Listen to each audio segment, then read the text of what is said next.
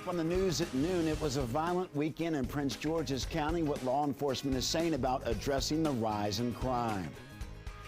And later, less pain at the pump where gas prices stand this afternoon and why filling up your tank might not be bad this week.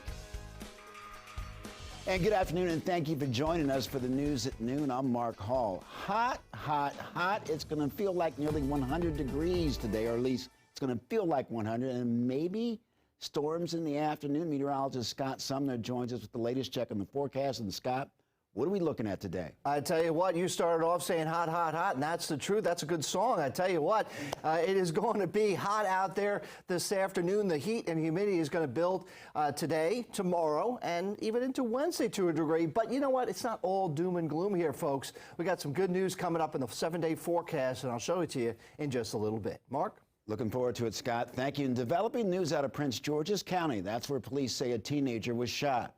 This all happened on Jade Court in Pepper Mill Village. Our contributor Larry Calhoun of DC Real-Time News reports from the scene. Prince George's County police responded for a shooting. They found the juvenile, approximately 15-year-old male, suffering from a gunshot wound. That individual was transported to a local hospital. And so far, police have not released any information on a possible shooter. Investigators have also not said anything about motive.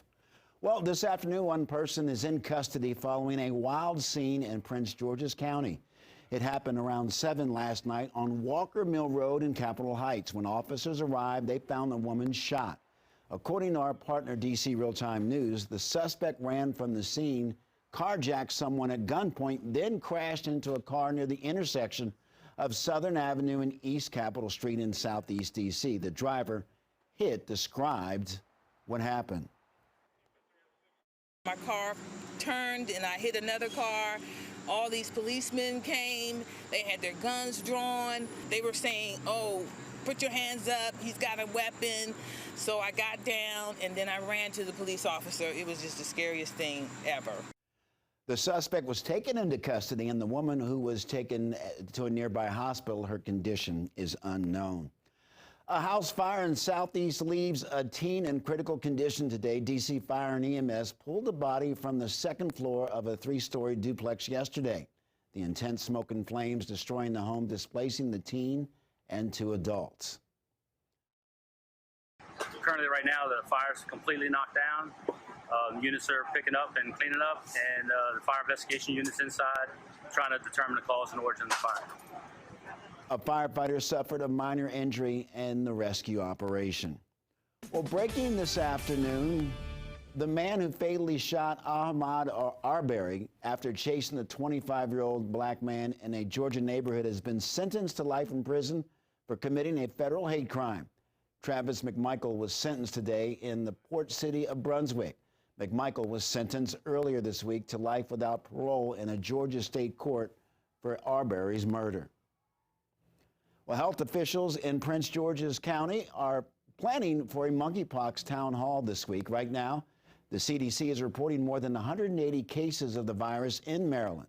The county says a panel of experts will talk about prevention, treatment, and vaccination, and they will open things up for a Q&A session. The virtual town hall will be Wednesday, and you can log on via Zoom from 6:30 to 7:30 that night.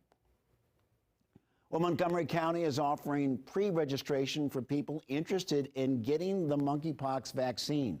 Vaccine supply is limited, and appointments are available based on eligibility. Now, if you're interested, visit montgomerycountymd.gov for more information. In Maryland, there have been 157 cases reported so far. Well, good news for drivers. Gas prices are dropping. For the first time in more than 150 days, the national average for a gallon of gas is under $4. Our Lex Juarez has more from Northeast DC gas station that has been packed with drivers all day long. Relief at the pump. That's what drivers in our region are finding when it's time to fill up the tank. And they're taking full advantage of it, just like we are here at DC News Now. The low prices are being reported across the region. In Prince George's County, the lowest reported gas is sitting at $3.68. And crossing into Northern Virginia, prices are being reported around $3.70 a gallon. So what does this mean? Well, it's certainly going to help with inflation and the cost of living in our region. Experts are attributing the drop in price to supply and demand, with gas consumption about 9% lower than it was this time last summer. And some people stopping to fill up tell me that as the prices continued to rise, they had to find other places to cut costs. We actually had to do the same amount of work, but we actually had to find other ways to save money. That actually affects our employees because we are cutting off some hours, cutting off some time, overtime. Gas Buddy analysts say the prices could go either way in the coming months, depending on hurricane season in the Gulf and geopolitical threats overseas. They say we should take full advantage of the relief while we can. In Washington, Lex Juarez, DC News Now. Okay, our thanks to Lex Juarez. A major spending package is about to pass through Congress after a Democratic breakthrough in the Senate. The bill addresses climate change, prescription drug costs, and corporate taxes. Hannah Brandt is in Washington to tell us how it all happened. The bill, as amended, is passed. During a rare weekend session lasting more than 17 hours, the Senate passed the $740 billion Inflation Reduction Act of 2022. This bill is going to change America for decades. Vice President Kamala Harris cast the tie-breaking 50-50 party line vote. It happened after Democratic Senators Joe Manchin and Kyrsten Sinema, both political moderates, agreed to the deal. It's been a long, tough, and winding road. At last, we've arrived, and we are elated. The legislation provides $400 billion to fight climate change. That includes things like tax credits for buying electric cars and money to help power plants lower emissions. The bill also lets Medicare negotiate prescription drug prices for the first time. It also caps out-of-pocket drug costs at $2,000 a year for seniors on Medicare. But Republicans blocked an amendment to cap the price of insulin at $35 for almost all Americans. It's not going to do much to help inflation. We're still going to have a problem there. Republicans say the bill will make inflation worse and criticized how the bill is largely paid for by a 15% tax on corporations that make at least $1 billion a year. Democrats have already robbed American families once through inflation, and now their solution is to rob American families yet a second time. Democrats say average Americans will see no tax increase themselves. I am really confident that the Inflation Reduction Act will endure as one of the defining feats of the 21st century. Well, the House has to pass the legislation before President Biden can sign it, and they're expected to do that this Friday.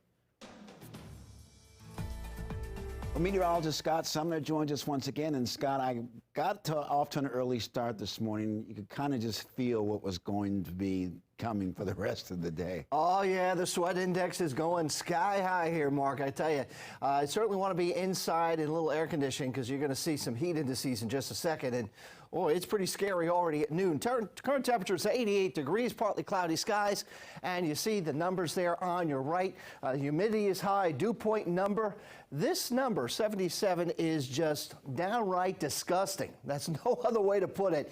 You don't want those type of numbers that high. Winds out of the south at 11 miles an hour. Now, getting to the actual heat indices across the board, 100 degrees at D.C. Same for Leesburg is what it feels right now, this minute, at Waldorf, 102, Lexington Park, 102, and there's very little relief until you get all the way out towards the mountains and some of the higher elevations where you're seeing upper 80s there. Still, needless to say, no matter how you slice it, it is going to be hot today.